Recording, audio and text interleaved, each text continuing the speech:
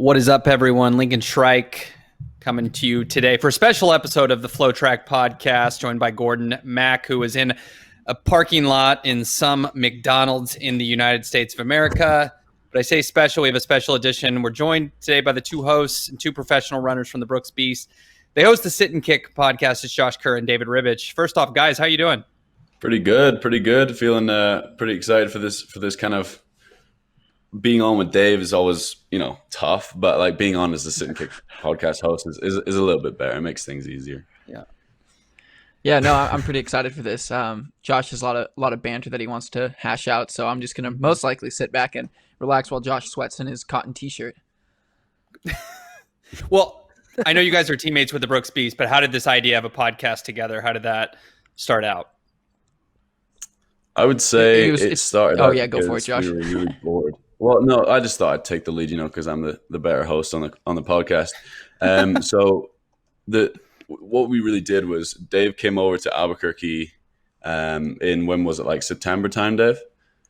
Something like that. So he came over and helped me before my kind of build up for Worlds and stuff, and took time out of his time off, and we kind of just spent every day together. So we kind of were just sitting around, and we're like, we're sitting having some good chat and on runs and things, and we just thought, that it could be a really cool thing to do, a little bit of fun, and we're like, we don't really think we want to put the effort in for a YouTube channel, but we want to just chat. So I think that was the best option for us, really.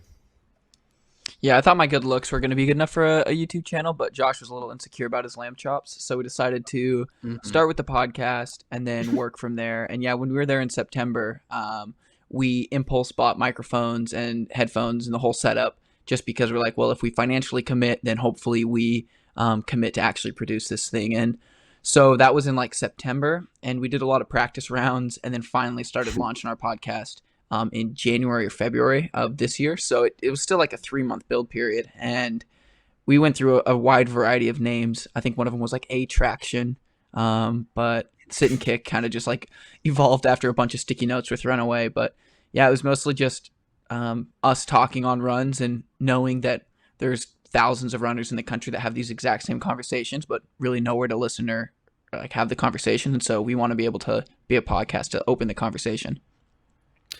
Well, you guys have been doing this show together and are teammates, like we mentioned. I'm curious how familiar you guys are with each other. Like, you're quite from different backgrounds, I would say. David being a D2 guy from Oregon, Josh being a Division I guy from, somewhere across the ocean. Just kidding.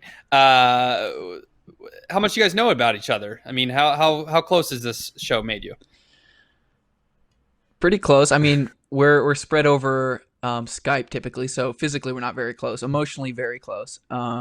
But starting out being a Division II guy, Josh always gives me a hard time about this, that Division II guys are stat guys. So I knew far more about Josh before he knew anything about me. Like, I even came up to him, like our first time meeting each other was at Azusa Pacific, where he set the NCAA Division I record and I set the Division II record. And I go, hey man, great race. And he goes, thanks, bud. And bud was just such like a demoralizing word to use. So he then goes on and is like, oh, he's like, were you in that race? And I'm like, yeah, I was in that race. Like, I set the Division II record. So then I had to like bring myself up and try to flex against him. But from that moment on, Josh was like an enemy to me. And then we signed together, and then now we materialized into, I wouldn't say best friends, but we're on the verge. We're pretty close to that. Mm-hmm. Is this Josh? Did you even know what Josh? Did you even know what Division II was? I also didn't know D2 was a thing, so that doesn't help. But yeah, it was fun. Like, I remember Dave brings this up all the time, just because he likes the attention. But we do have some good banter with D1, D2 stuff, and he signed right before me, and his joke is always, he's the reason that I signed with the Brooks Beast, and I can't deny that. I think it was a big reason. You guys are you're like the equivalent from D1 to D2, right? You mentioned the records, winning the 1500 titles. I don't know if your titles completely overlap, but David, you won an indoor title or two, and Josh did the same. Like, seems like it's pretty similar. Yeah, I think the only difference is Yeah, I think the only difference is I won a DMR title and then I won my final collegiate race, where I don't think Josh has either of those two things. But other than that, yeah, I'm sure everyone our remembers that stories as well, match up. Dave. I'm sure everyone's sitting there like, oh, I remember that race like yesterday, you know? Yeah. Everyone sits like it's the best part of the year is that D2 NCAA championships. Hey, listen, I will say David has a ally. I ran Division 2, and so I look up to those guys like they are real people too, Josh. So listen, there's some good D2 guys. I mean, there's a guy you should know. There's a British guy in D2, Thomas Staines, who runs like 145. So there's some diamonds in the rough, you know. But that said, Division 1 obviously still just a little bit stronger than Division 1. Gordon, you want to chime in on this episode at all? Yeah, I ran D3, so I have no where to go with this. I mean, Nick Simmons is a D3 athlete, so I have that for me. I do have a question though with the sit and kick. It's kind of an ironic name for at least. I mean, Josh, you never really sat and kicked during your college days. I mean, you were always a go from the gun. So, like, do you guys ever really actually sit and kick? Like, where? I feel like you guys are kind of living vicariously through this podcast. I think the joke that we worked hard on was like, so we would start our episode and we'd be like, today we're sitting and kicking it with our guest. And that's kind of the main reason that we brought that out, was just to kind of get that intro started. But sit and kick, you know, we don't have a lot of respect for that tactic, but you know, the most exciting races are normally the ones that are brave enough and ballsy enough to go from far out. But you know, it's part of our sport, and it's just the way we went for it, really. Yeah, we just want to try to match it with the track and field world. It's a good name.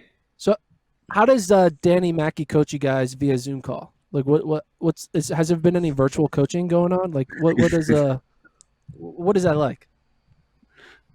Well, I'm in Albuquerque like a fair bit because I'm still going to school here.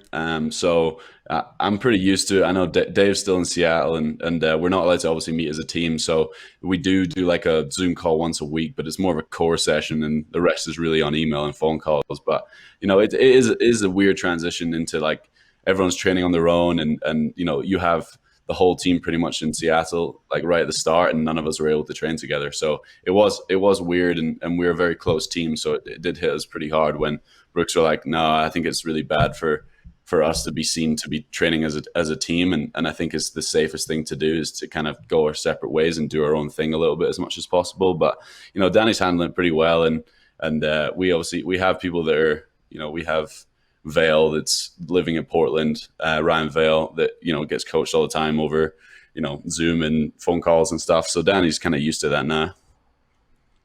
Yeah, and I would say, like, with Danny, his biggest philosophy is, well, not his biggest, but one of the big philosophies that he has as a coach is developing, like, almost like a collegiate extension in terms of, like, the team dynamic of a professional team. Like, all of us here on the Beast team are very invested into each other's futures and our livelihoods. And so I think through this process, like, he recruited people that genuinely care about each other, and all of us, like, typically get along. And so it's a good dynamic to where even though we are apart, we're still constantly checking in with each other. Like, I don't think a day goes by where I'm not texting 3 or 4 of the people on the team asking how a run went or a workout went, and always comparing workouts with Josh because he's at altitude. And so we, I would say the separation has been an adjustment specifically for me just because I am in Seattle. But Marta Penfritas, she's in Portugal right now. She's leading our weekly Zoom calls and doing core and absolutely destroying us on Thursdays. And so I would say, like, the athletes themselves have taken a little bit more initiative on the team just to get this communication going and getting everybody involved. My one thought with quarantine is that, it kind of forces everyone to kind of just like not really do much, right, with their lives. And running is a very basic, you know, activity.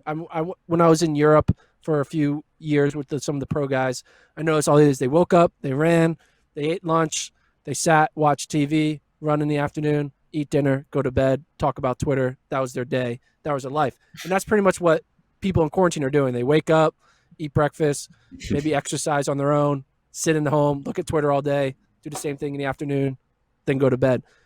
In a way, would you say like your day-to-day is kind of very similar to what it was pre-quarantine, is my question? Mine has not changed at all, if I'm being honest. Like especially here is like I get up, I do my run. I mean, I haven't ran today yet, but sometimes I'm a bit lazy in the morning. But I think the big thing with us is like we get to still do our job every day because our job is very simple. All you need is a pair of shoes and some open air. Like you can just run anywhere. So it's really nice and we still get paid to do what we do, and that's also a really really nice thing. And so, I don't think we can be furloughed. I hope we can. But, we get to go out and do what we do. And our lives haven't changed really in any way. And I take that very much as a privilege. But it's just about being smart and staying away from people and kind of doing our bit to not really spread this stuff out as much as possible.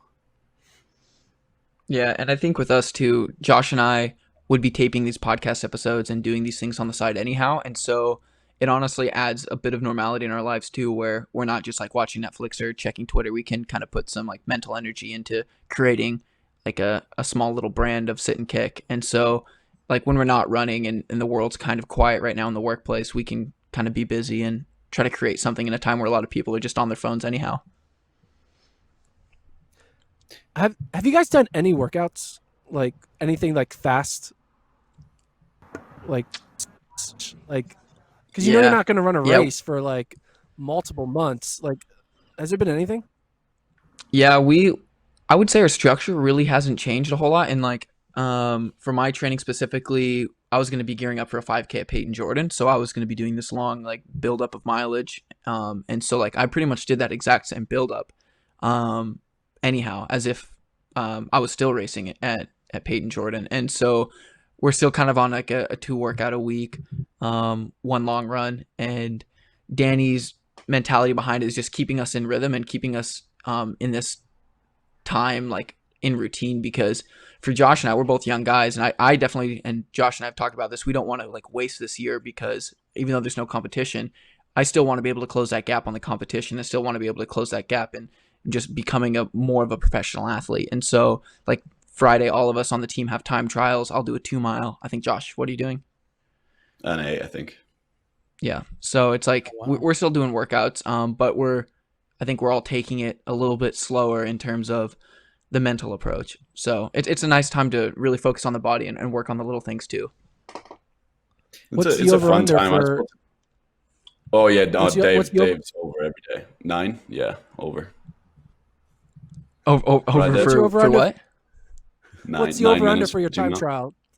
This coming race. Yeah, so we're gonna try to go out in 4:16, 4:20, and then close. So hopefully under 8:40. I think Drew Hunter ran 8:36. Not trying to shout him out on our pod, but he was one of our guests. So he ran 8:36. So hopefully in that ballpark. Run 8:35. That's what you're trying to do. 8:35.99, something like that. Yeah, there you go. Josh, you can break 150. Is that what's gonna happen? Well, we ran some stuff last week. Going back a little bit, I just think, for me, I told Danny, I was like, I want to be excited about going and running. And he's been really, really good at like giving us different workouts that we've never done before, different challenges. And like we did it wasn't a time trial last week. It was more of a pace change work where I ran an 8 where I had to go out and was it 57 seconds?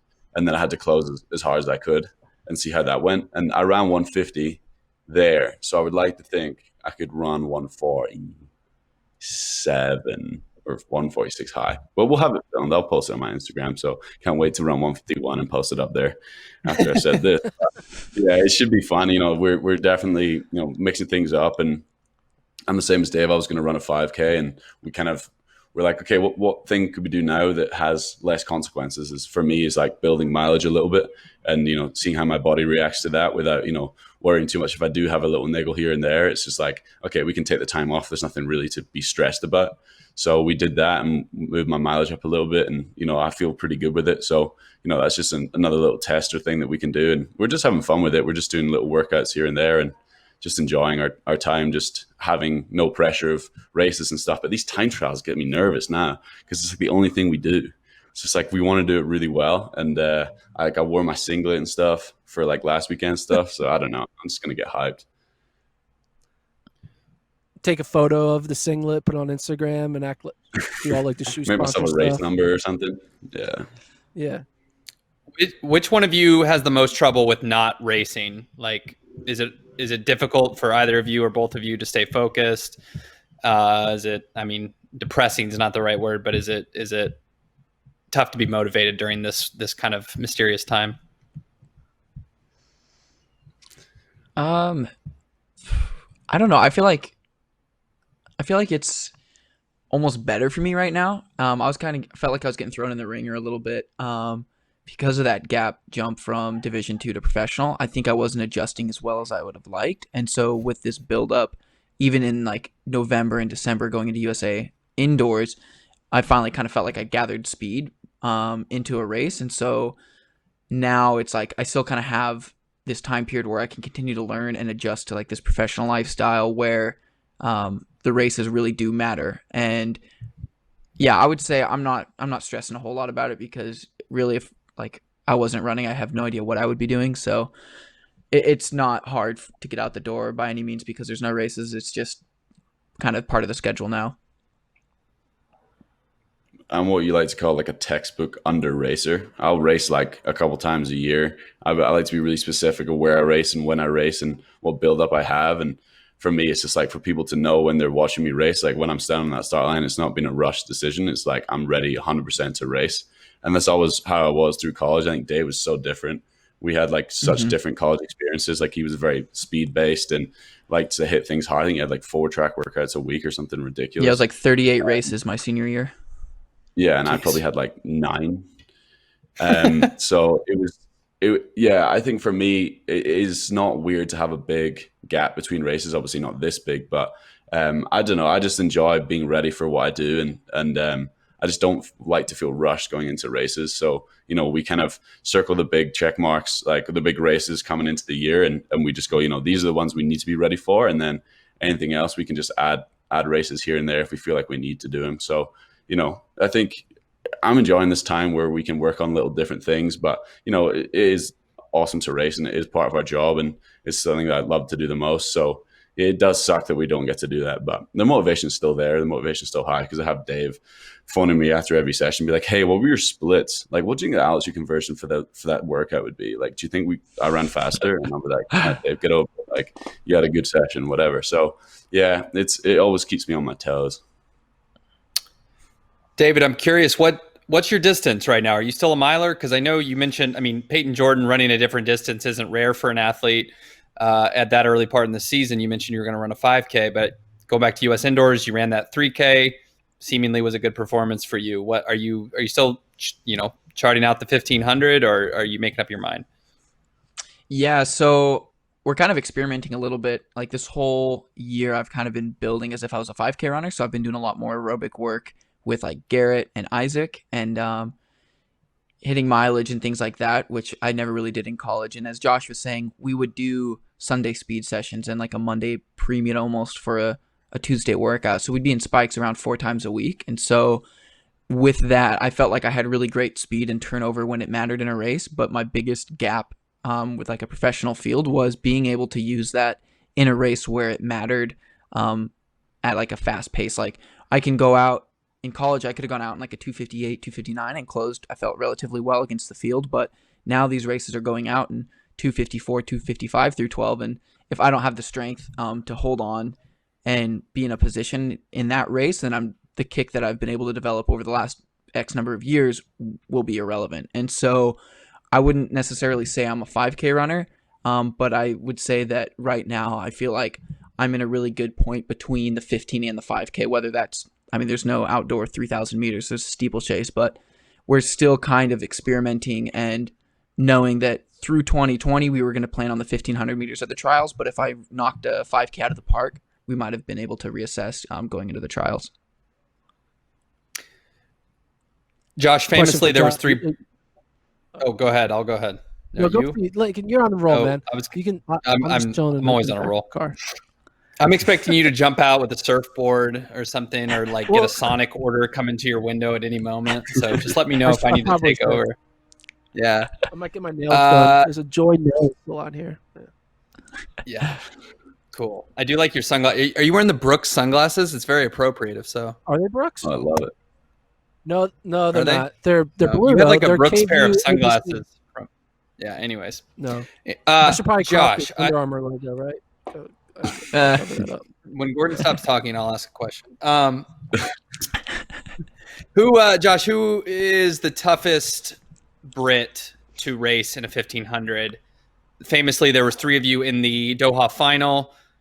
There's at any given time, you, Charlie, Jake Whiteman, Neil Gorley, Chris O'Hare. There's almost as many good guys, it seems like, in Britain in the 1500 as there is in the US. So who's the toughest to race? Who do you like to race?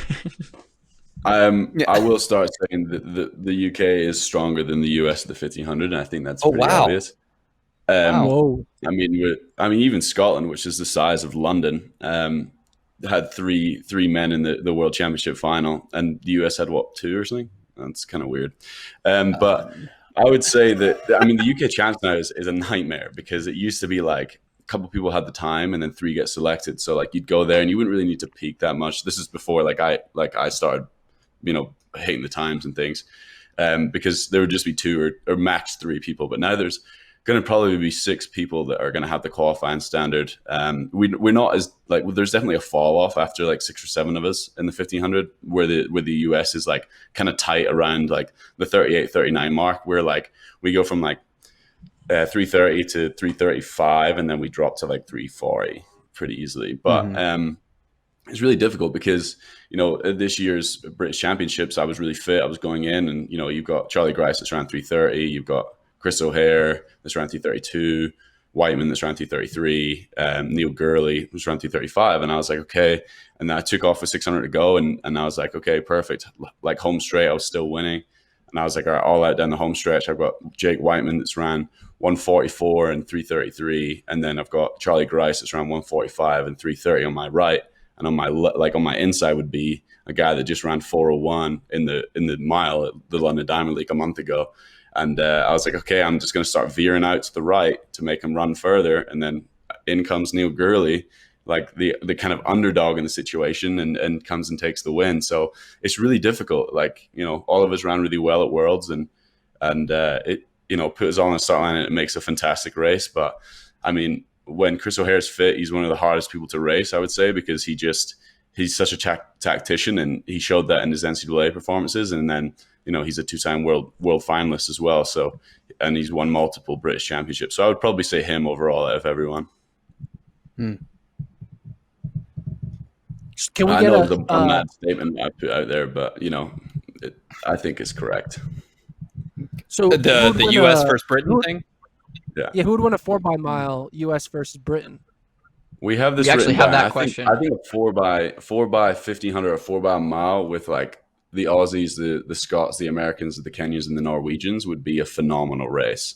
But if you've got 332, 331, 332, 335 from from Scotland is going to beat the US every day.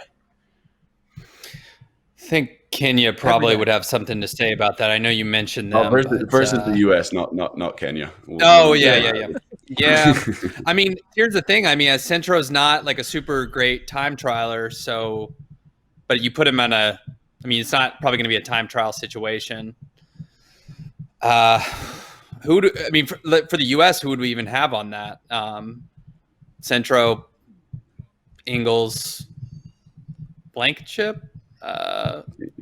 And then I don't know. I'm on my own here. I don't know. I'm just. I'm going to leave you on your own. I'm trying to figure out a way for the red, white, and blue to win this. Yeah. What was that?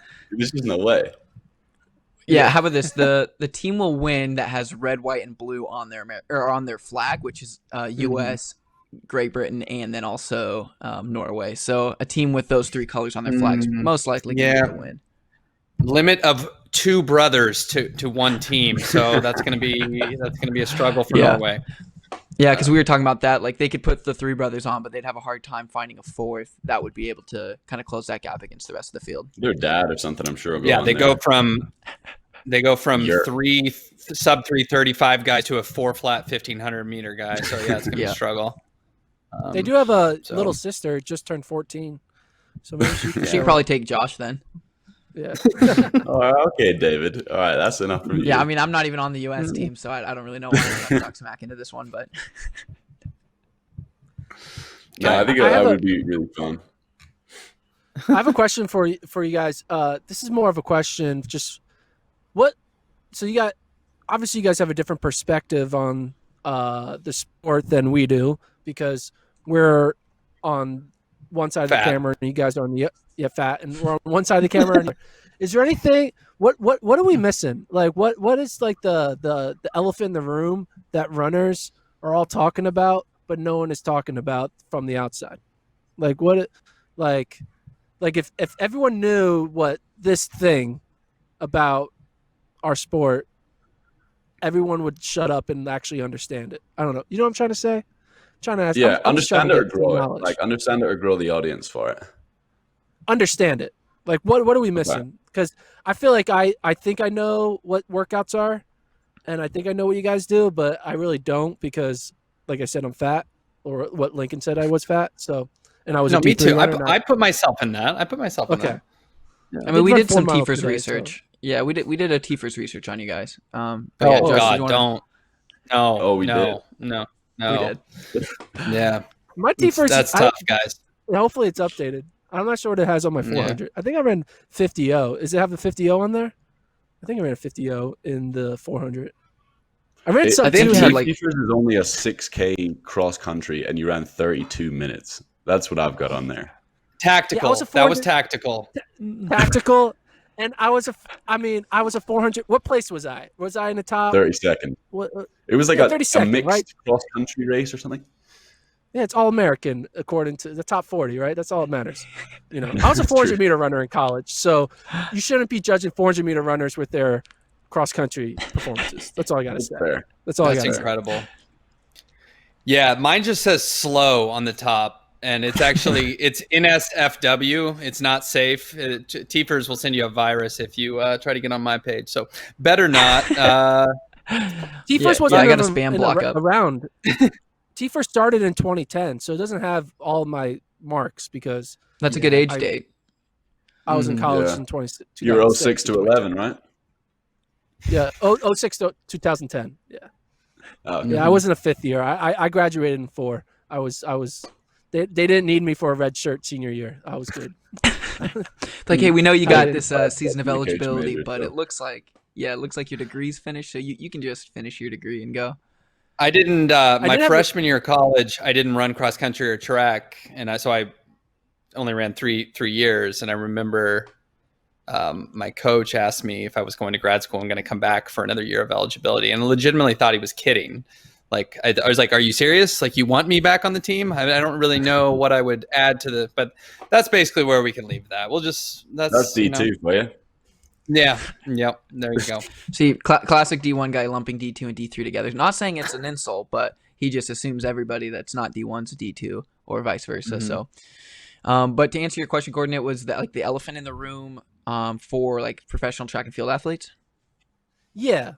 Like what don't we know that you guys are dealing with? Like, are we asking stupid questions every time? Like when we say, how was the race? Is that like the worst question to ask? Or like, when did it, there's some reporters out there who love to say, when did it get hard? That's like their cliche question. When did it get hard? See, that's an all-encompassing question. That question fits multiple things, Gordon. Well, our good colleague from Let's Run loves to say, when did it get hard?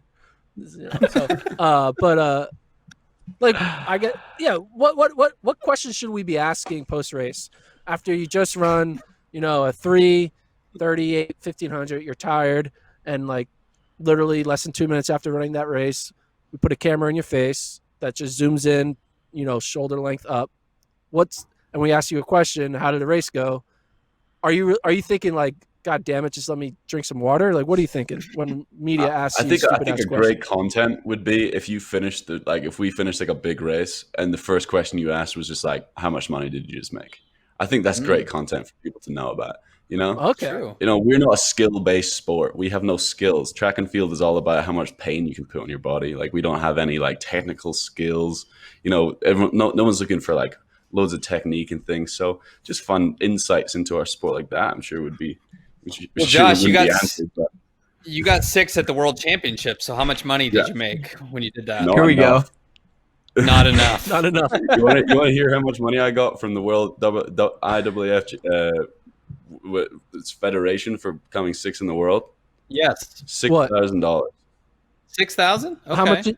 How much did you have to pay of taxes on it? Way too You much. told the government. So it's Way like, too I mean, Wait, how does that work? Do you have to pay like Doha taxes and then UK taxes and then US taxes? How does that work? I still haven't got the money yet, so I don't know. What? Yeah, I was gonna Do you have say to like apply for it? Okay, well, let me just hijack this. How long does it normally take to get prize money from any one race? Depends what race you go to, but I'm sure I probably still. It depends on agents as well, because sometimes agents don't pay out straight away as well. But it's normally within a couple of weeks, I think. Normally. yeah. So are and, you like checking wait. your bank every morning after you do well at a race? Like, is that gonna come in? So you're like, If it always comes looking? from the race, it takes a little bit of time. If it comes from like Brooks, then they pay on whenever we get paid, which is quarterly. Well, that's good. Yeah, that's good. Yeah, and like USA Indoors was in February, and I just got an email invoice request with like an access code like 2 weeks ago, so I should be getting like the prize money from USA's then like a couple weeks hopefully. But that's like been 3 months. yeah, so and that's Oh my honestly God. that's the route that's typically made. And if it goes through an agent, depending on who they are, it could even take longer because then they'll have to file an invoice and then you get paid. Like in instances too, because we're 1099 employees, so we're contracted, right? Right. So technically, corporations can't pay us directly; they have to pay our agents, who then pay us. So the way to avoid that is to set up like an LLC, which Josh and I both have, to where we can actually put in our EIN, like tax identification numbers, to then get paid directly from our corporation or from a race, and then we pay out our agents as like a service. And that's like, I would also say something that is never talked about. And as a collegiate athlete, like I learned all of this stuff through teammates and through trial and error of other people of like, yo, I haven't gotten paid for this many months. I set up an LLC. It's been way better. So it's just like what Josh said, like that question of like how much money you make. Like there's so many questions that everybody knows the answer to that just doesn't get asked. And I think that's like a really good one. Another one is just like different angled questions of like channeling people's personality. Like one of the funniest things about USA track and field in Des Moines this year was when Craig got thrown a Bud Light at the end of his 1500 meter race, right? Like that just had so much personality in that single image and that content. Like everyone on the starting line is human, and track is such like an intimate sport that I feel like there's not a lot of gaps made between fans, media, and athletes themselves. So bridging that and kind of like highlighting the personalities of like the athletes, I think is a really cool take on media sources. And that's like a mission statement of Josh and I. Like we want to bring personalities out. Like we talked about the post NCAA cross country championship party at Wisconsin in 2019 or 2018 when Morgan won. Like those kind of things. Like we all know there was a party, but no one ever talks about it. I've heard through the grapevine some. Were you at the? Were either of you at the party?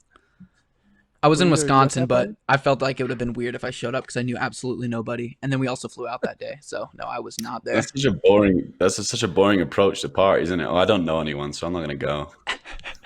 Yeah, that's my way to avoid it. Dave, What we did the Track Shacks thing with Wisconsin this past fall, and it was at the house where they had it, and so Ollie Hoare was seemingly talking that it was a good time. I mean, it can only be so good of a time with distance runners, I guess. And I mean, I guess supposedly you could have 4 beers and everyone's just, I meant non-alcoholic beers. Sorry. And everyone's just in a different headspace. I'm talking myself out of this one. I'm going to go ahead and stop where I'm at. Let's see I was going to say, you brought up the Bud Light to Craig Ingalls. The irony of that, and maybe some of the problems with that, Craig got in trouble for that, and the person who gave it to him got in trouble. People didn't like that. Do you think does track have a problem with? I don't think Nike loved the fact that he was seen drinking a beer after the biggest moment of his career, but I'm sure it wasn't that big of a deal. Later, it was because of the brand, ultimately, or do you think it was because of the beer? Yeah, Like if it wasn't a Bud Light. You're not going to see you're not allowed all this LeBron James branding, are cracking you? a Budweiser right after winning the NBA Finals. Probably, it's just not. Yeah, it's you not are. 100%. Yeah, They they're do hitting the champagne man. showers. Well, but on the court, Yeah, I guess okay, Yeah. but there's not like a locker room for track that like there would be in like basketball, football. You know what I'm saying? You get interviewed in track in the mix zone, and then you leave, and then you don't. The media doesn't get access to like the party afterwards. You know, in the same way. Lincoln's from Maybe they should. Chicago. Yeah, I'm not sure if you guys have been watching The Last Dance, but there's shots of Michael Jordan during the playoffs, pregame, smoking a cigar, pregame, in the locker room. That's impressive. Pregame? Is there anything you guys ever? Have you guys ever done anything like pregame that normally you shouldn't be doing pregame before a race? Like, obviously you're supposed to like eat the right things, but what's like something like, yeah, man, before that sophomore year invite in the Zuzo or whatever, I should not have been like, maybe not smoking cigarettes, but like, you know, I shouldn't have had that cake, or I don't know, like, shouldn't have had that fudge sundae. I don't know. Food-wise, I definitely have made some mistakes in my college career. I think that's definitely seen in my freshman year as a collegiate athlete. But I think the week of Azusa, when I broke the D1 record, was on the Wednesday for the Friday race, I was at like a all you can eat like pizza and ice cream, and that went down pretty well. I didn't tell coach about that one, but I mean, you kind of have the carb load, I guess, but. I just feel like you don't overthink these things in college, especially. Yeah, I was going to say the same thing. Like in the Azusa Pacific also, it's like the day before my sophomore year's pre-meet. I think I ran like 3:42, which was a big PR at the time, but I had like Burger King. I had like a $5 6-piece meal like 30 minutes before my pre-meet the day before. And like I didn't think about it. I was like, I'm just hungry. I'm going to go. This is what's across the street from my hotel. This is what I'm going to get. So yeah, it's mostly just food. But like to kind of extend even on the conversation of like the personalities in track, like maybe that's why track and field's not as big as it is. Like maybe it's just a boring sport. The fact that someone can't have a Bud Light or smoke a cigar, like you see Joe Burrow after the NCAA championship football smoking a cigar, walking down the locker room, right? Like he kind of looked ridiculous. It's controversial, sure. You know, LeBron or just people winning NCAA, NBA titles with champagne, like. Why can't track and field athletes do that? Like maybe that's why track and field is boring, because the athletes get on the line, they do their race, they do their post-race interviews, and then they go to sleep. Like, not saying we should smoke cigars and party, but maybe there should be a little bit more championship celebration scene for athletes to have it be like exciting or fun. You know, our social media editor is gonna take this clip and like David Ribich quote wants more cigars and alcohol in track and field, which is the worst thing about it, because I'm probably the most basic runner guy to where like I don't drink often. I don't smoke. I've never smoked weed. Like I'm like this straight line kind of guy. So yeah, listen to the recent clips podcast episode of Dave getting down to his boxers in a club in Vegas and getting kicked out. So don't pretend you're a vanilla guy, Dave. Vanilla, that's the word I was thinking about. Straight line guy. He's a straight guy. Is there like a guy on the circuit that's the best, like that throws the best parties that you guys know of? Is there a legendary guy who stays out the night before a race and can show up and be fine? I'm thinking like The Last Dance, where they were talking Michael and Rodman could like be up all night and then still perform. Are there those types of guys in track and field? Oh yeah. I have an example of that actually. So I think this is 2018 Falmouth. I think it was Falmouth, and there was like the mile race there on the track. So we get, I don't know what it's called in the US, but billeted is called in the UK, where you get hosted by like a family. That's not what it's called. Okay, that's fine. You get hosted by a family, so I was with Engels and Christian Serratos, and the night before we're just hanging out, you know, 12 hours out from this race, whatever it is, and it was getting quite late, and me and Engels were just drinking some water, and I think Christian Serratos plays like Fortnite, like streams it or something. I don't know. He was watching it a lot, but so we were down in this guy's basement, but like he was playing, we were just sitting chilling, and he was just cracking beers. Like he was 3 or 4 beers deep, and I was like, this seems weird. Like I've just come out of college. I've never really experienced this side of things. And I was just like, I was kind of egging him on as much as possible to just continue to drink, because I was like, if he gets drunk, I could beat him tomorrow. So egging him on. And he's had like 5 beers at this point. I'm like, this is perfect. And he goes, I'm going to win this next game. And like, I was like, okay, if you don't win this next game, you shotgun a beer. I'm just egging him on as much as possible. And he's like, fine. And he like nearly dies right at the end, and then he ends up winning. And I don't know if he shotgunned it anyway or he continued to drink, but he was up till the early hours playing this game. Next day, we race, and 100 to go, he swings by me and he passes me. And he gets like second in the race. Engel wins it. And I'm just like, what? Am I just too like uptight? Like, should I just relax more? Like, this sucks. I was like, he was out having the best time last night, and then he beats me in this race, and then I'm just, going to bed at a reasonable hour, drinking water, staying hydrated, and I get beat by him. I was like, this sucks. So I would say he's a famous drink before races. Good to know. That's pretty cool. Gordon, you got anything? How's the beach? Do I got anything? Beach is great. I feel like you're sleeping behind your sunglasses right now. Well, I forgot Gordon was even in this call. I am in this call.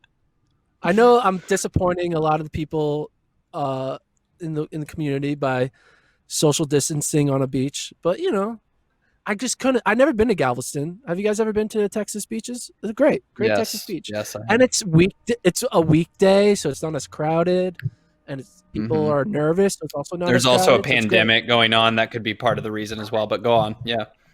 But I'm fine. Look at that. There's The no one in this parking's car with me. open. There's nobody here. Yeah. Got the McDonald's Wi-Fi. Might get a Big Mac after this pod. It's gonna be great. Yeah. It's gonna be Why good. not?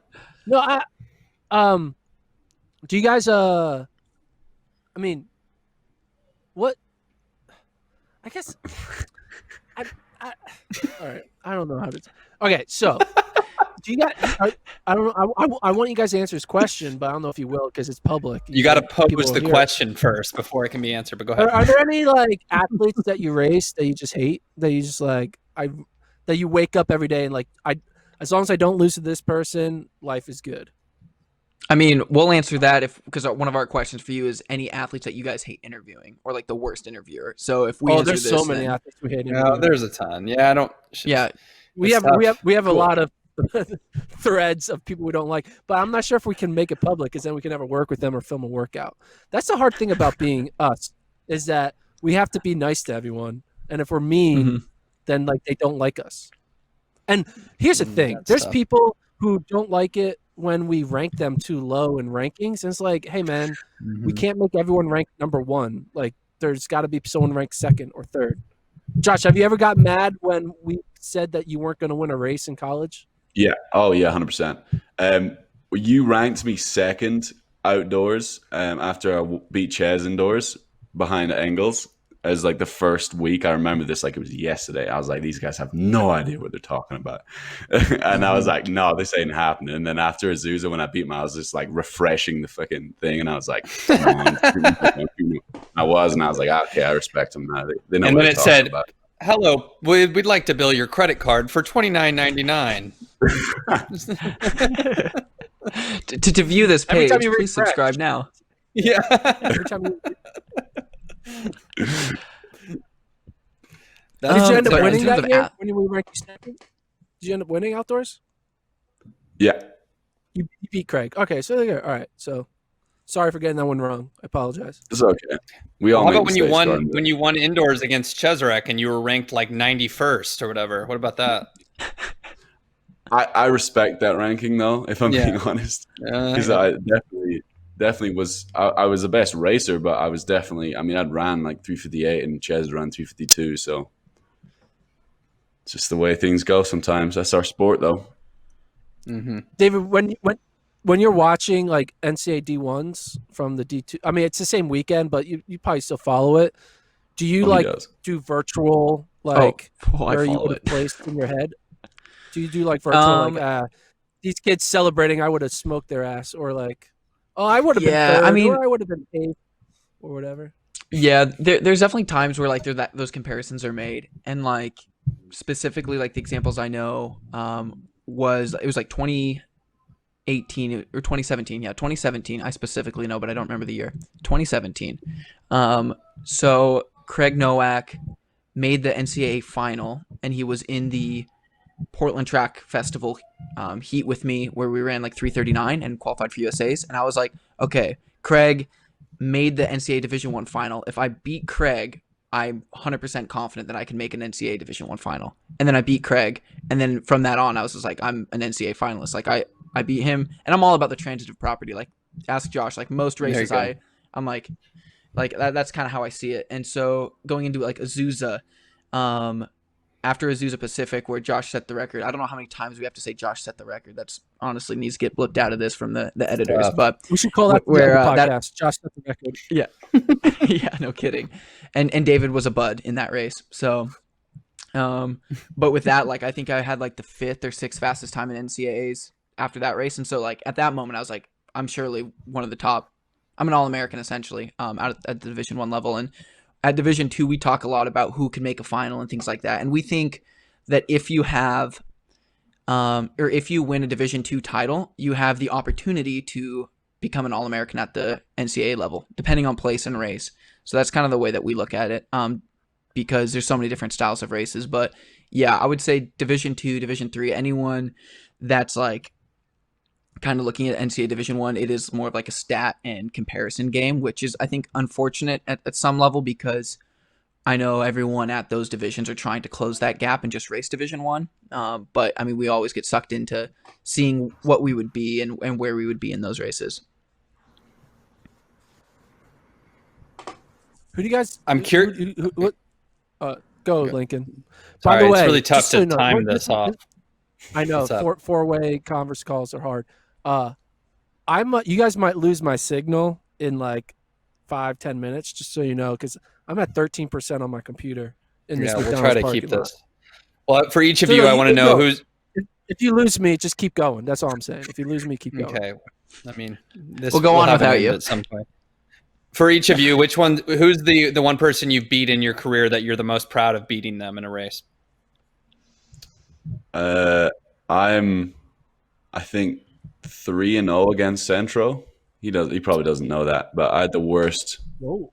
Wow, 3-0. I mean, 2017 Worlds, he was last. I was 11th or something. But you beat him in the final in Doha. I mean, that's a legit head-to-head. I think I beat him in like a semi-final at Doha, and then I beat him in the final at Doha. So, wow. You also beat him in the 800 at Brian Clay. 4-0. Or 4-0. Wow. Or that was the Sunset Series race. That's decent. Stat guy. Yeah, that's cool. Shoot. They've never beaten me. I know you're trying to wrap No, I think I'm 2-0 against Ryan Hill. Okay. But again, like I respect him a lot. Like I guess like I beat Ches in the 5th Ave mile. That was cool. I beat Ches in the 5th Ave. I think he was hurt at the time. He was there for appearance money, but I count that as a dub. So I'm 1-0 against Ches. That's absolutely that. No, that's he might have limped across the line. Yeah. Okay, and then what's the opposite of that? Who is the guy? I mean, obviously there's like Josh could say Timothy Chariot or you could say Paul Chalimo, David, but like who's the guy you haven't beaten that you want to beat? Ollie Hoare. Really? The wounds still sting. Oh yeah, we did a podcast with him. You know how tough that was? He's such a nice guy. Josh was sweating. I had to lead most of that because Josh was panicking and just read. We had to not even use the video. He's a great guy, but I think that rivalry was fun. Mm-hmm. I want to beat Josh, to be honest. Okay. Yeah, I just want to put Josh in his place a little bit, whether that's over a 15 or 5K. He'll think of an excuse out of it, but just to kind of bring like an equal level playing field between us, so it's not like he looks at me as like a training partner, but he looks at me as like a competitor. So. I think we'll be waiting a while for that one. All right, Dave. To be fair, 5K, what? Go ahead, Gordon. No, I'm saying just keep going. Just keep going. I was going to say something. Okay. Well, one serious question. The Diamond League just came out with a revised schedule. One, do you guys think it's that this season's actually going to happen? Like they say it is. I know neither of you are doctors. At least I don't think so. But do you think it's going to happen? And how many of the meets are you going to either try to be in or going to be in? Period, I guess, of the Diamond League. I would say that it's definitely optimistic that they're bringing out races in August. Especially, is there not one in China in August as well? Ooh, is there? I thought they pushed China all the way to the back, but yeah, I could be the wrong. final would Two. final technically would be in China at the end. Right, but I don't know. I think it's optimistic. I think, if those races are going to go ahead, I think we're going to try and get in as many as possible. But it's definitely optimistic, and I think we should stop doing the whole maybe it's going to happen. We could maybe look forward to this race and actually just make a clear-cut decision. It's either going to, we should just call it and just, give us time to not build up to a race that is most likely never going to happen. Like Europeans at the start of August, I think was never going to happen, but it was just kept pushing back and things like that. So I don't know. I do think that they're trying as hard as they can to give us meets, but if it's not going to happen, it's not it's not the end of the world. We can get over that sort of stuff, and people can financially prepare for that as well, because that's where people make a lot of money in our sport. So I think the ones at the end of the year could be possible, but I'm not banking on it, and we're just working hard to be ready for whenever a race comes around, really. Yeah, and I think I'm in the same boat as Josh as well. It's pretty optimistic. I would love to do those races, but I'm not going to do those races if I feel as though it's going to jeopardize the health of anybody involved in that, whether the people in the race, just traveling in general. I always have to plug my girlfriend in on podcasts. She works at a healthcare clinic, so she's working regular hours right now, and her and I take it pretty serious on who we meet, even if we meet anybody, because we don't really want to get any cross-contamination, because she works with at-risk patients all the time. And so with those races happening, it's if it's safe to do so, maybe. But for me, I would still like to be in those races. I've never ran a Diamond League event. So maybe this is a perfect time for people that would be guaranteed spots on those lists to not actually be in those races. So then I can try to get my skin in the game and get some experience under my belt at that level. But again, if those people aren't in those races that are really going to bring those fields out, then who knows if it's just going to be a watered down Diamond League series. Yeah. Do you foresee, I don't know the behind the scenes of how track's governing bodies work or anything, and obviously you guys have never been tested for a virus before a race, but other sports are talking about, we're going to be testing athletes. That doesn't seem like something that would happen. Even if it was to go ahead as scheduled, would you feel comfortable? I know we're asking you to look ahead several months, but would you even feel comfortable traveling, or would that be something that you just have to make up your mind later down the road? I think, as a sport, we should definitely be putting all of our focus into different types of testing rather than coronavirus testing. But I think the travel stuff is I don't know. I think we're just going to see over time. This has only been around in the US for a couple of months at this point. And, we're talking about August and September and October time. So we don't know what's going to happen. But yeah, I don't know. It's difficult. Sports are hey, we're going to do some stuff behind closed doors, which I think would be reasonably easy as a sport for our sport to do. But, we've also, it's not like it's just 11-a-side soccer match. It's, we're going to have multiple events, multiple genders. So I think it would have to be more of a specific, hey, we're only going to do a distance 800 and up for men in this Diamond League, and then we're going to do 800 and up for women, and then we're going to do sprint event. I think it's going to have to be, over different days and over, so it just spreads people out a little bit more. But I don't know. Like I said, I think we should definitely be putting efforts into different places when it comes to testing before things. How great would it be if the IAAF does this whole all right, guys, we're going to COVID test everyone, and all these athletes are all right, great. They come and they do these fake COVID tests. They're not really COVID tests. They're actually doping tests. And then everyone gets popped because they thought they were getting tested for COVID, but really they were sneakily testing them for EPO. The moment we found out Gordon doesn't know how a drug test works was right then. I know how it works. I know there's a difference between a swab and piss and blood and piss. I get it. But for the premise of the joke, it would be hilarious if someone thought, how great of a headline is man tests positive for, EPO thought it was COVID. I don't know. That'd be funny. Mm-hmm. Yeah, One thing I was going to bring up- up. Good unfortunate news and thing. bad news.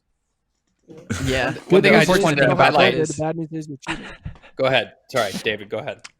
All I was gonna say is the unfortunate thing about that is he'd only have to sit out for 2 years. So then, like, is he really that bummed that he got popped for EPO instead of COVID? No, because it's kind of this, 2 years and he's back in the game. So, yeah, what are you saying? Do they Lee? get stopped? Like, is because there's no competition? Is the 2-year ban right now pretty solid for people? Like, because you're not missing anything this year. Does this year count for your Hopefully ban? it stops. Well, they say look, Kiprop is thinking like he's going to be back by like 2020, like 20. by Eugene, right? I don't know. When did Kiprop's ban start? Kiprop does not appear to be in shape right now, so I wouldn't maybe worry too much about him. But He got 4 anyways, years, though, I think. Or did he get 2? what's that? Did he get He 4 got years 2 or 2 years? I thought he got 4. He got 4. I'm pretty I thought he sure. got 4. But when did it start? Yeah. If it started like in the beginning of 2018, 18, 19, 20, like he'll be back by the 2022. time, Yeah. but for the 2022 champs. Yeah. Yeah. He'll also be like 35 years old at that point, right? You think that, but he was like 19 in Beijing, so no. January Something like that. I mean, 19 maybe be like 30 or something. Who knows? Well, I was gonna. On that note, I can assume the answer, but have either of you been drug tested or done any virtual type of, I don't know, some of the stuff we've heard during this period? So I'm on the whereabouts testing. I have not been tested since COVID started, so I haven't done any virtual testing or anything like that. British Athletics keeps me up to date with all the new things that are going on. So I don't really know too much about how that would work, but I'm being tested quite a lot. Yeah.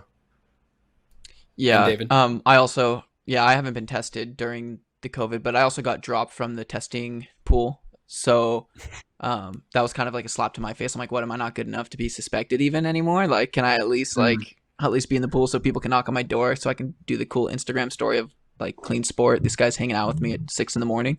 But no, yeah, also not tested. And I think that's a big question right now too, is it's just like now a big block for 6 to 8 months for athletes to be kind of under the radar. And if these like organizations like WADA and USADA aren't testing regular, then is this just like an open range for people to experiment and do things that they might not have felt like they could do before?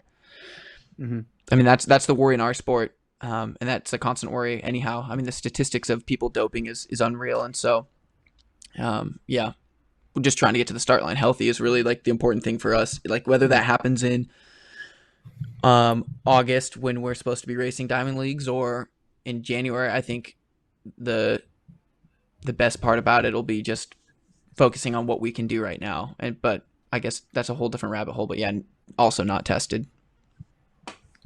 About to have somebody knock on my door. My wife's taking care of it. Okay.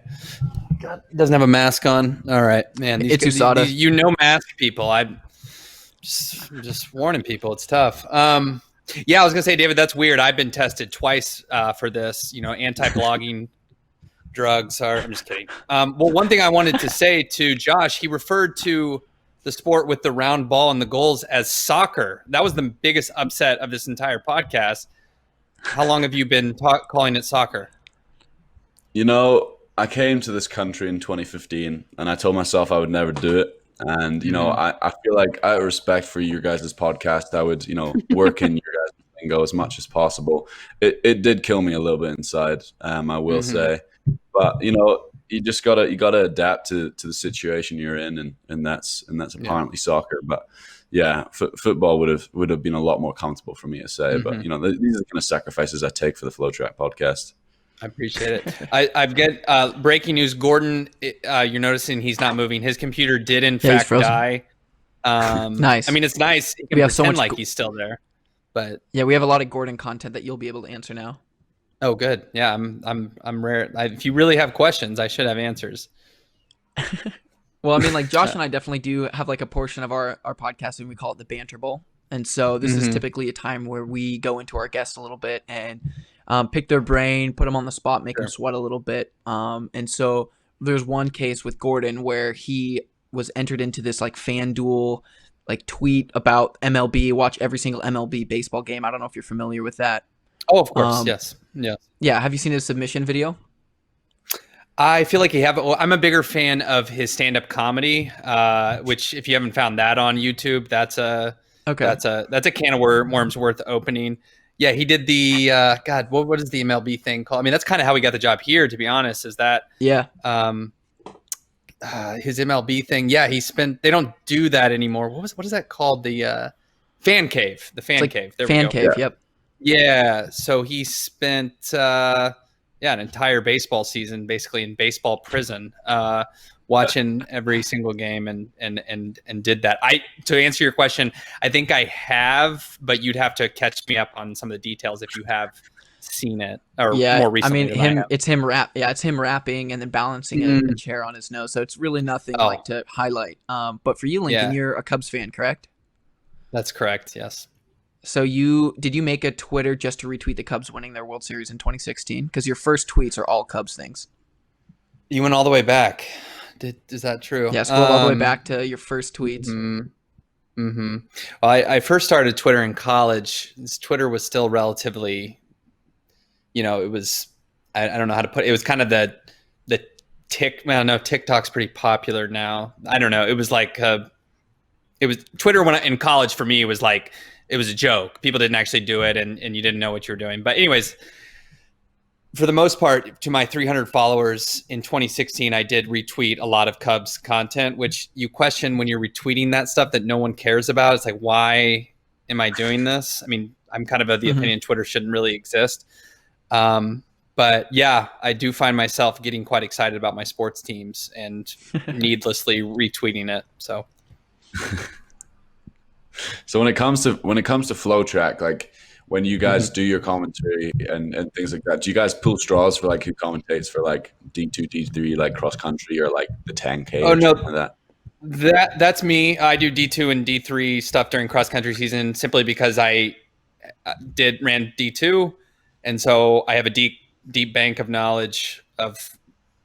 I mean, Division II. I mean, David could probably attest to this, and he obviously would know more because he was a 10,000 times better runner. But D2 doesn't really change too much. It's kind of like, oh, you got the Colorado schools, and then you'll have a few good guys from random pockets across the country. Obviously David in Oregon, but it doesn't really change that much, and it's kind of the same for D3. So I've always been that in as far as cross country, and then it's changed since I've been employed since 2014 because we used to travel to everything, but now for budget things we hire different people around the country. Well, Josh, you know that you literally did commentary for us one time, so we hire different people. But it used to just be we would pick like every other weekend, like, oh, you're going to Seattle, and then you're going to Boston, and then you're going. But then we decided to try to save a little money on travel and like, oh, let's hire someone in Boston so we don't have to pay for the flight, and let's hire someone in Seattle.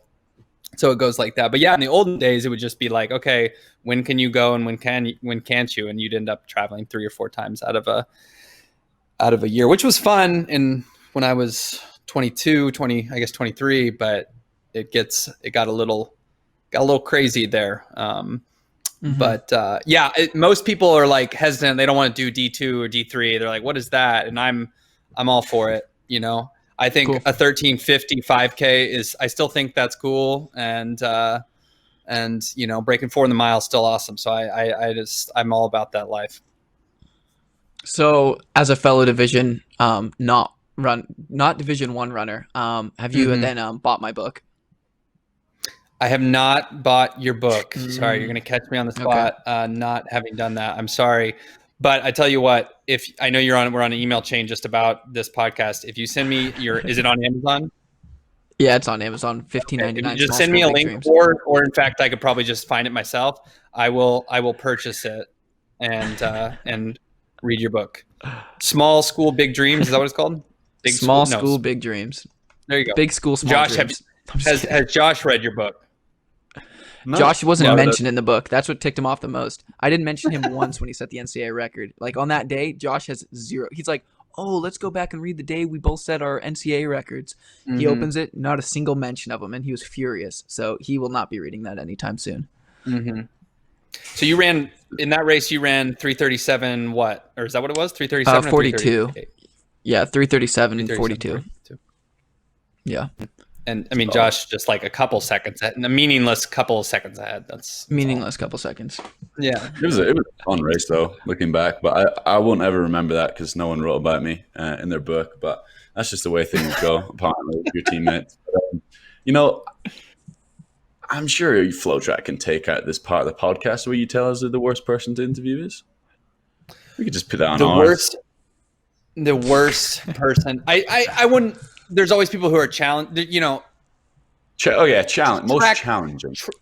Track journalism is obviously different than professional baseball or basketball journalism. We're not. Usually the barrier to entry to be in my position is much lower than it would be to work at ESPN or to that. So my point being is most people, it seems like, understand that, this isn't, you don't need to act like Russell Westbrook in a mix zone because yes, it's people's careers, but for the most part, people understand this is track and field. And obviously the Olympics are important, world champs are important, USAs are important, NCAAs are important. But most people in track kind of are understanding of the stakes, that it's not, not everyone's a multimillionaire and you don't need to act like that. What I will say, though, is a guy who I always enjoy interviewing because it's always a challenge is Fred Kerley. Fred Kerley, famously U.S. 400-meter runner, not a huge fan of the media, but I think I know what he's going to bring into an interview every time, that I do enjoy it, maybe where I didn't at the beginning. I'll give you an example. USA's in the 400 this past summer. He beat Michael Norman. I called it an upset. He was not a fan of me calling his defeat an upset. And so it went. And so there are always guys or women, maybe more so men, obviously, who are listening to hear for perceived slights, and they, would they're just people who are just more ready to pick a little bit of a fight, basically. Mm-hmm. And so I would say there's no one that I strongly dislike interviewing, but if there's like somebody where I know like I'm gonna have to be attentive, it's Fred Kerley, because he's not like cool. His favorite thing ever isn't to be interviewed by FloTrack. If I should say that, yeah. So, that's a roundabout answer. I understand that, but I can only go so far. I'm not going to be like I hate. Yeah. I can only go so far because, but yeah, there's some people out there for sure. Well, one thing I want to bring up, and just to put Josh on the spot one more time, so at Doha, and I'm sure you guys know this, just period of other events, every country or every country's governing body, they had somebody, you had like an attendant with you, and Team GB's was some guy with a red beard, and I'm sure you know this fellow's name, but he was notorious. He was difficult to work with. Like he was not having it, and they all had the earpieces on. This was other countries. Team Canada's person was difficult to work with. And listen, I'm familiar with the USATF people, so like there is some rapport there that I maybe wouldn't have. But it's funny to me that like some of those types, I don't know, do you have a name for those people? You know what I'm talking about, Josh? Like the the attendant or like the advisors or something along those lines.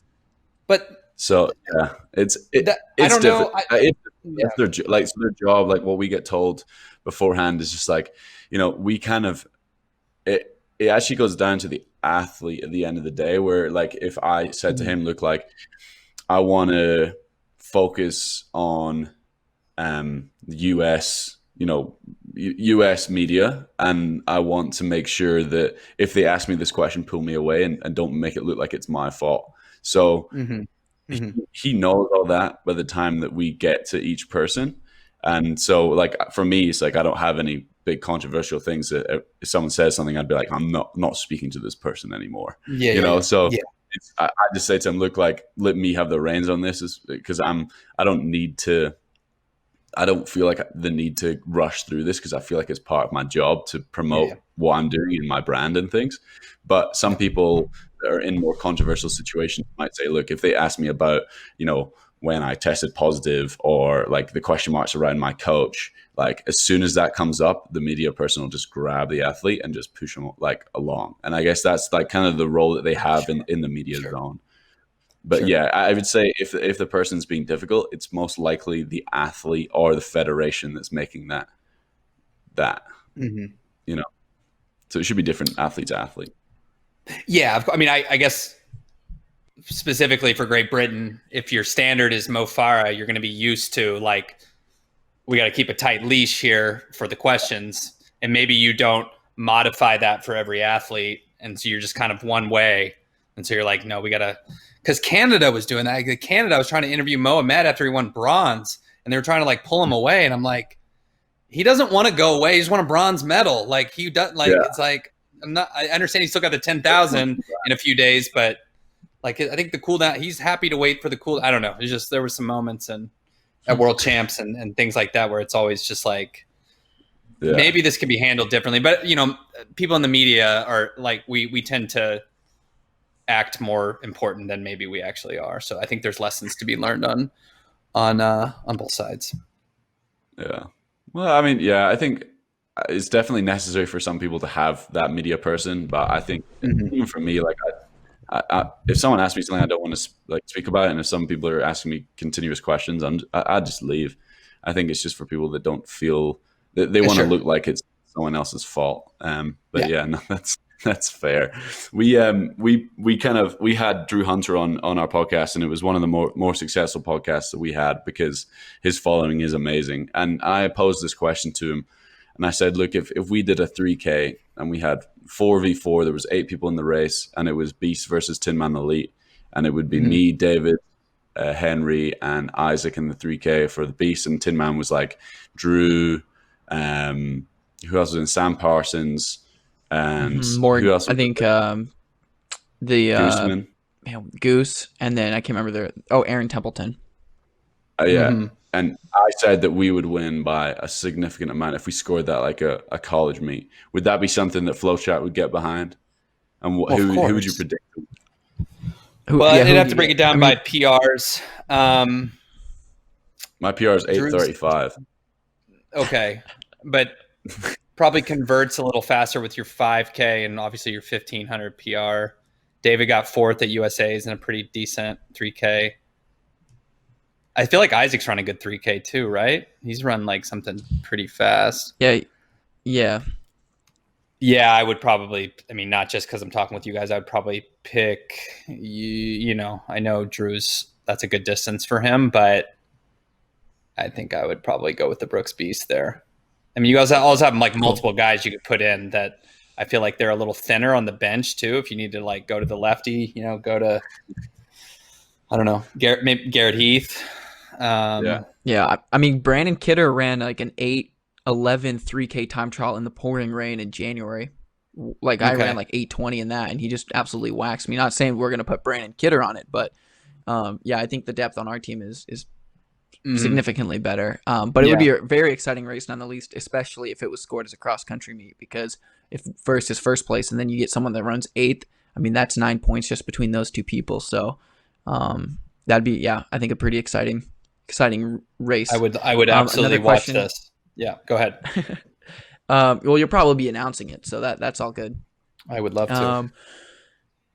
So right now, one of our banter bowl questions is more just like speculation because it's still kind of hush right now. Like NCAA athletes and their pro picks of where they're signing. So where do you think Hoare, Jones, Klecker, Monson? Where do you think those guys are going? Jones, Klecker. Okay, well, I didn't. Full disclosure, I will listen to your Ollie Hoare episode. I know he hasn't announced a brand yet. I know he just signed with an agency. My prediction for Oliver Hoare would be he stays in Madison, signs with Under Armour, and trains with Mick, kind of like Morgan McDonald. Danny Jones, my prediction would be New Balance. She signs with Emma Coburn's group. That to me makes the most sense. Klecker, I mean, I feel like Bowerman's going to get somebody off of this group, so I would say Bowerman Track Club for him. But you guys may know more than me. And then who else was? Then Monson. Monson. Yeah. So she signed with Stephen Haas with Total Sports. I know he has more athletes than that, but I don't know, his Under Armour connection, that leans me towards that way. So I would say Under Armour for the 2 Wisconsin athletes, Klecker to Bowerman Track Club, so Nike, and then Jones to New Balance. But I don't know, this go ahead. No, I was gonna say, yeah, we're in the same boat as you. It's just like now such a hush time. So like the fact that athletes are getting signed out, it seems like it is a little bit quieter right now with companies. So definitely like curious through that whole conversation. And with like the signing, do you think that companies are moving away from signing like athletes and their abilities and looking more for like the ability to influence for the brand? Or do you think it's still all about athletics for track and field? Oh, that's a good question. I don't know if I'm the right person for that. Well, let me turn it around on you. As you guys who signed as just professional runners, and you mentioned, what'd you call it? Like contractors. We just saw Nick Willis and Mary Kane sign as kind of like full-time employees. Yep. Just because I don't have a good answer to your question, I wanted to know what you guys think of that. And do you think that could become a trend for athletes that want to work and be professional runners? And be a full-time employee and not a contractor like you guys? So I would say that, I think the reason that we're contractors is so it's easy to kind of let us go without any rights. So we don't have health insurance. We don't have like all this stuff you would get as an employee, because we have our own businesses. We have our own LLCs to get paid and things. So we are self-employed.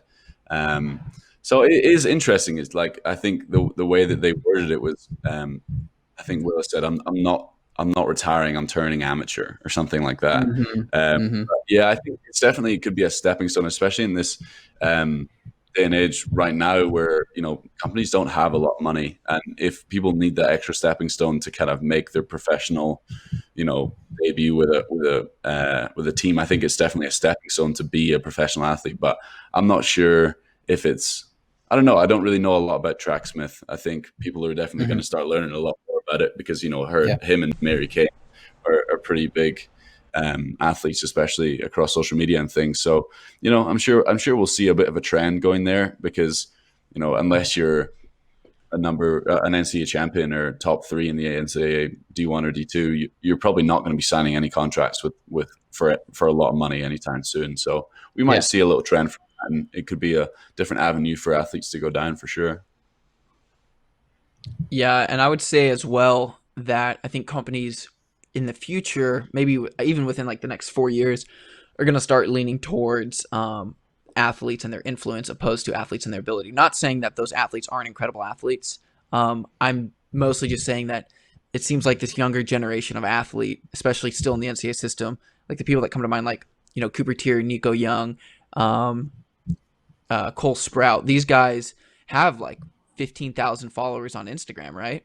Like that in itself is more than Josh and I combined. And that's just because they're so in with the rise of all these platforms that they were able to build their own image right away. And so I'm curious to see how that will be influenced into a company signing them, because I know Brooks does sign their athletes based off their assets and based off what they want to be, who they are, and all those things. And I think that companies in general in the future are going to start saying like, okay, what can you bring to our table in terms of our brand promotion and our brand production? No, well, are you guys, I mean, I know your performance is the biggest marketing thing that you guys do for Brooks, but are you asked to post on social media a certain amount of times, or how does that work? Is that written into your contracts at all? No, I do think we might see a trend of that. We do have, certain things where if we get on, a certain publication front cover, I think we get bonuses and things like that, because it is at the end of the day, the reason that we are signed is to promote gear.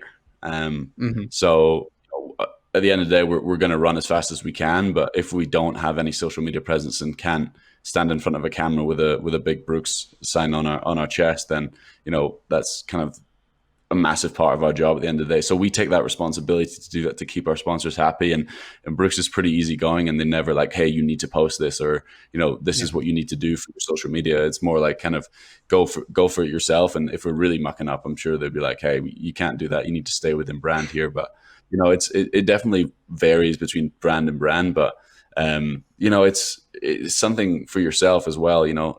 This is the way that our sport's moving. And if you don't have people following you and wanting to know what you're talking about and wanting to know what, workouts you're doing and what shoes you're wearing during it, then you're going to be left behind when it comes to signing new contracts for a good amount of money.